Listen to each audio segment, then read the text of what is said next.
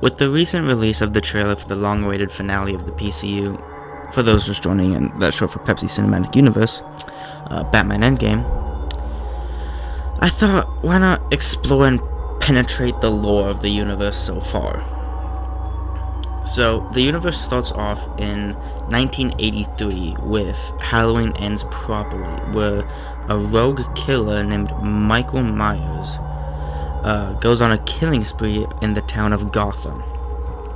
The video starts with Michael creeping through town only to be attacked by a thug who he easily apprehends and kills.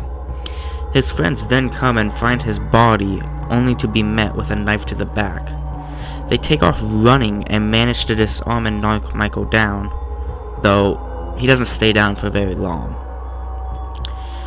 They run to their car and call the police, only for him to show up behind their car. So, due to instinct, they reverse into him and hit him. They go back to check on him and he's gone. It jumps a year into the future with the friends and the dead thug's brother sitting on a couch. They smell a foul odor and look outside to see Michael just staring at them, and he's been stalking them for the past year. They leave the brother to go find him without knowing that Michael is in the house with them. The brother was taking a shower while the two were gone, only for Michael, who snuck in, to walk in and kill him. But this is only after he snuck in and walked right past Hector Salamanca. The two main people walk out of the house and see him. Michael kills the one in the blue beanie and injures the other, who hobbles away only for Michael to meet him at the corner and kill him. It then cuts to Michael meeting up with Hector, who sacrifices himself and takes them both out. But the post-credits scene shows that Michael survived and escaped. Next in the timeline is 3 AM Sus Imposter Challenge gone horribly wrong. This is a found footage style of video of 3 kids hearing rumors of monsters in Gotham and going to investigate. They end up finding the monster, but it does not end well with them being captured and knocked unconscious. They then wake up in a dark, dingy room with only the light from their phones and bottles of strange substance. They drink the strange substance and start feeling weird. The monster shows up, then the video cuts, but not before the boys let out a blood-curdling scream. Now, it is never really explained what happens to them after this, but it comes to logic that they probably transform into their own versions of these monsters to serve and do the bidding of their masters for the rest of time. Now, next is Batman No Way Home, which is the first introduction to the Batman in the series, and it starts with a group of friends consisting of Bruce Wayne, Adam West, and Xavier Walls trying to find Riddler trophies. They then find Batman juice, and they drink it and turn into a group of Batmen. This is really where the lore ends for this one, until they all find the Riddler trophies and put the Riddler away. Next is the first episode of Dr. Diego, which follows a day of an amazing doctor, but this one has no lore whatsoever other than introducing Dr. Diego.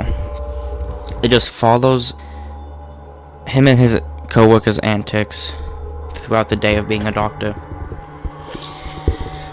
After that is Die Hard 6, which introduces the President of the United States of Gotham, taking down a terrorist threat. At the start, the president is at a laundromat when an assassination attempt happens, but the president is saved by a fearless, hot and sexy, and manly bodyguard who sacrifices his life for his country. The president and his other 2 bodyguards manage to escape thanks to this absolute hunk of a man. They ambush the terrorist and interrogate him before killing him. They got no real information out of him, so they were right back at square one. They go back inside and see Bruce Wayne coming out of the bathroom, and they have a conversation for a bit before the billionaire leaves.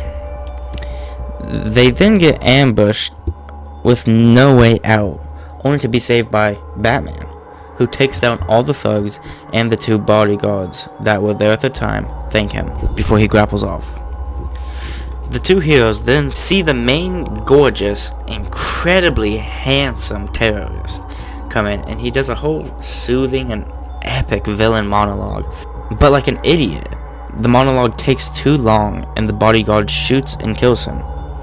If you're wondering where the second bodyguard went, it was confirmed by the creator that he was Bruce Wayne, Batman, in disguise. Next is probably the most lore-driven one, that being Batman Into the Batverse. Batman Into the Batverse introduces a lot in a short amount of time, that being the Blue Universe, Lego Batman, Minecraft Batman, and the overarching villain of the series, Bane. The video starts with Bane taking down 2 thugs and fusing them with Coca-Cola, turning them into his henchmen. These henchmen then kill 2 police officers just as the Batman arrive, take down the thugs, and follow Bane into the Blue Universe. In the Blue Universe, the Batman state that it's like their universe, but slightly blue, and bring up that they are starting to lose their powers because they have gone too long without drinking bat juice. As they traverse through the Blue Universe, they come into a conflict with Bane thugs and lose the fight horribly, like they get demolished, only to be saved by 2 mysterious Batmen who save them. They call Blue Alfred to drop in some bat juice to refresh our Batman. They thank them and learn that the 2 Batmen are Lego Batman and Minecraft Batman. Batman doesn't last long though, as he tries to clutch an MOG, but fails miserably. But at least he was young and hot, like smoking hot. Lego Batman then tells them that Bane has been slowly turning all the Pepsi in the Blue Universe into Coke, and they need to stop them. They do end up defeating him only after curing some Pepsi on their way to Bane. Next is finding the Sussy Among Us imposter at 3 a.m. Part 2 gone absolutely wrong. This one has pretty much the same lore as the first one, where 3 teenagers go to find the monsters after hearing of the original 3 and meet the same end. But at the end, it does show the Batmen watching the news in the Batcave, hearing about the murders. It is never stated whether they do anything about it, but a logical person can assume they did, because they're Batman. Then, Dr. Diego Episode 2, Descent into Madness, is the next video, and it starts with Dr. Diego saying the hospital he was at burned down, and he's out of the job. But it then cuts to a sick man seeing Diego and asking him to help him cure his sickness. Diego reluctantly agrees and brings him to his sickbay to try and help him, but the patient points out Diego's full name, which he really doesn't like people knowing, which is Diego Richtofen. Diego tries to help him, but ultimately fails. But little did he know, the patient had survived and just stopped his pulse, because he was planning on killing him for being such a good doctor. It doesn't kill him though, and he wakes up in the middle of a field with memory loss and an accent. He gets up and tries to find a way to, he just tries to find somewhere to go, but ends up meeting some random madman of sorts. He tells Richtofen that he needs his help to cure his leukoplakia, and leads Richtofen to his lab. When they get there, Richtofen gets to work, but instead of making a cure for leukoplakia, like an absolute dunderhead, he accidentally makes zombies, and he faints from the fumes of the disease. Next is Dr. Diego Episode 3, Reincarnation of the Riddler. This one takes place a day after Descent into Madness, where Richtofen wakes up where he fainted, only to be immediately spotted by a zombie and have to run away.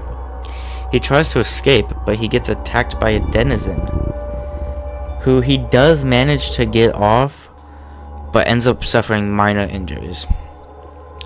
He finds a door and opens it, leading into a shelter, but when he steps in, he gets hit in the head and knocked unconscious.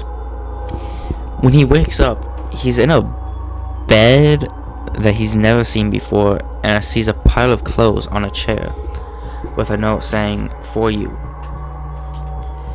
He gets up, puts the clothes on, and walks out of the room.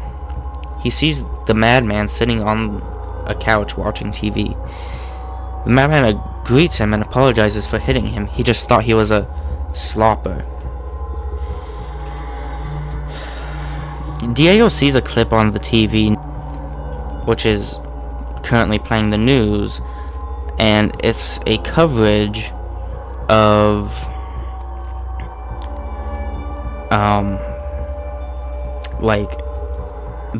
it's like the 5-year anniversary of the death of the Riddler. It is revealed that when the Batman put him away, he actually ended up breaking out, and one of them actually killed him on accident. It is also shown that the zombies had resurrected a numerous amount of people from all around the globe, including the funny mustache German guy. So after hearing this, he decides he needs to resurrect the Riddler to help him take down and end the zombie virus. He goes to his grave and digs up his remains so that he can have a DNA sample to resurrect the Riddler, and goes back to his lab. In the lab, he sees a mouse who he grabs to use as a vessel for the Riddler. It works, and they team up to take down the virus. In a different part of the world, though, the zombie virus has spread, resurrecting the funny mustache German guy, as we just heard. At the same time, a man from another universe named Crazy Dave comes in through a rift. The Batman recruit him and see if he can help in the battle to take down Bane. They then find out about the funny mustache German guy, and with Crazy Dave's help, they develop living plants that can actually have the ability to defeat zombies. They get into a final brawl and actually end up defeating the funny mustache German guy, but not before losing a Batman because he got bit. The other Batman actually end up finding him and almost killing him before they find out that it is that Batman, and he's actually under control of himself. So they end up like keeping him alive and as part of the team. Now, at the end, it's actually revealed, if you pay close enough attention, which most people didn't and they missed it, which is, this is a very important thing which will probably come up in Endgame, where the funny mustache German guy, he escaped and lived,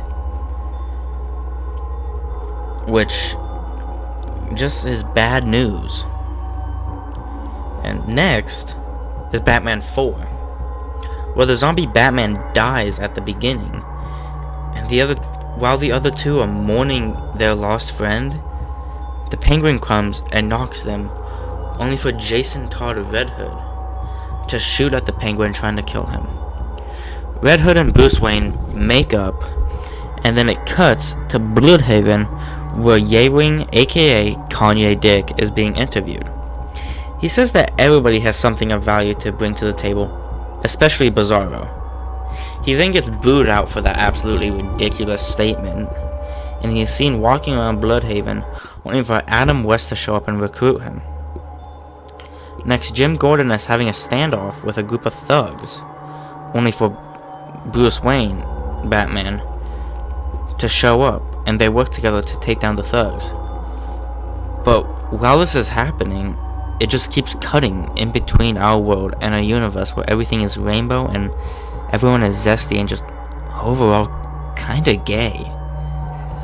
Once the thugs are defeated, a rift opens in the sky and Mr. Freeze comes in, to the glee of the two, only for them to find out it's not their Mr. Freeze, it's gay Mr. Freeze, who tries to zap them with his zesty ice powers. They manage to dodge out of the way, but when they get back up, Mr. Freeze is gone. They go back to the Batcave to plan, only for Penguin to come in and ambush them. It leads to a fight outside, where gay Mr. Freeze is working with the Penguin, to everyone's surprise, and he freezes Batman and his friends. Adam West uses his thermal underpants to unfreeze everyone, but gay Mr. Freeze got betrayed by Penguin and shot to death. They absolutely demolish the Penguin. But before they can take him away, he gets teleported somewhere. That somewhere is revealed to be where Bane has been hiding all these years. Coca-Cola Oblivion. He initially wanted to work with Penguin until he found out that he was British. And as soon as he found that out, he ripped him in half. Next is both Dr. Diego, The End Part 1 and Part 2. The lore for these two starts 7 years-ish before the events of the first Diego. And it shows Diego and his brother as kids playing at the park late at night. His brother Ezekiel is very skeptical about being out that late, but Diego reassures him that it's okay, and they end up playing a bit more, only for Ezekiel to fall and die. Richtof and Diego, filled with just grief, anger, and sadness, runs away, leaving Ezekiel in his final moments with a gift he planned on giving Diego. It then cuts to Diego and Madman talking, and it's revealed that Madman actually got bit. Now, he got bit because him and Diego were out patrolling when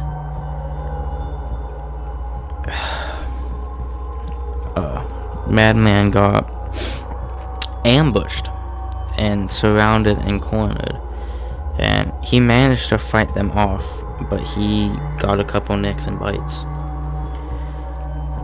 Diego remembers Ezekiel and the gift he had for him, and he realizes that that gift Ezekiel had for him was actually a cure for the zombies. Now, with this knowledge at hand, Diego runs to where Ezekiel died, and to his surprise, his body is still there, grasping the cure. He reminisces with his brother before grabbing the cure and running back to Madman. But it's actually revealed that he's still alive as the camera pans down and his finger actually twitches. Once Diego gets back to where him and Madman were, Madman's gone, nowhere to be seen, with only a trace of blood leading out. He follows the blood to see Madman at a cathedral, standing on the front steps menacingly.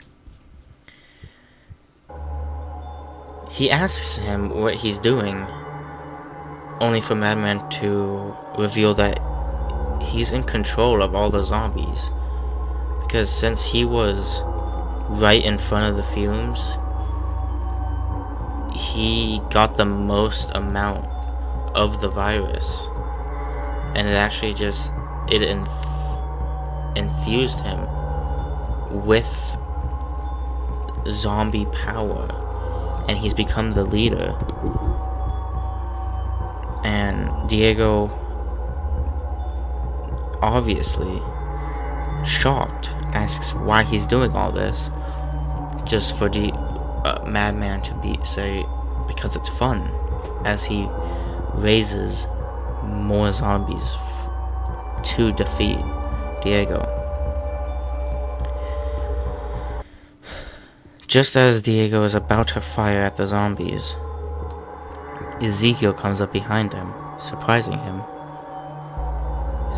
given it's been 12 years-ish.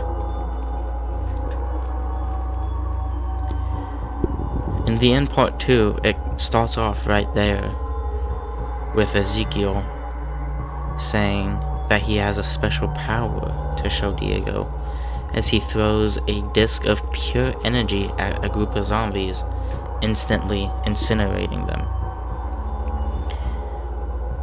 That isn't very effective though, as Madman just rises more from the dead, and Diego tells him to do it again,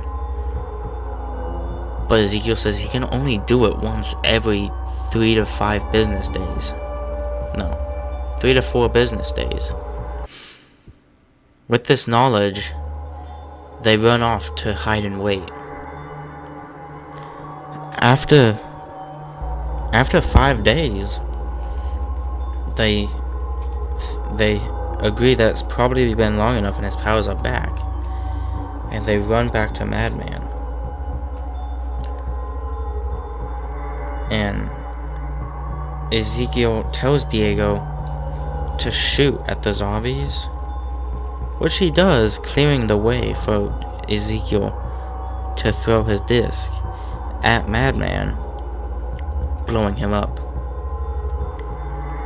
But while they're celebrating, Madman comes around the corner, stepping over his own corpse, stating he's glad he wasn't that guy.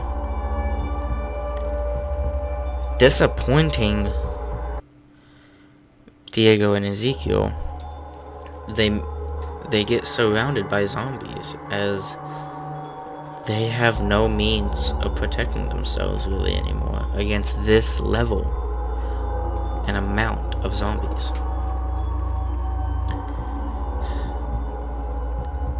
A zombie comes up behind Ezekiel before Diego can react and bites and kills him. He manages to get revenge on that zombie and goes to check on Ezekiel. In his dying moments, he hands Diego this orb of power, telling him to put it to good use, which he does by eating it, doing a sick monologue, and incinerating Madman. He walks away shamefully because he just killed his best friend. And he just wanders solemnly for days, weeks, months, until one day he's sitting just in a gloomy park and gets a call from a mysterious number that is revealed to be Batman, asking for Diego's help. Before he can say anything, Batman drops down, stepping on Riddler, killing him once again, which is sad, but knowing Diego, he'll just resurrect him again, find a new host, resurrect him again, and he'll be right back in the action. And that's where the lore ends for now. Endgame is truly going to be a monumental step in this studio, this franchise, and overall history. With that in mind, are you prepared for this movie?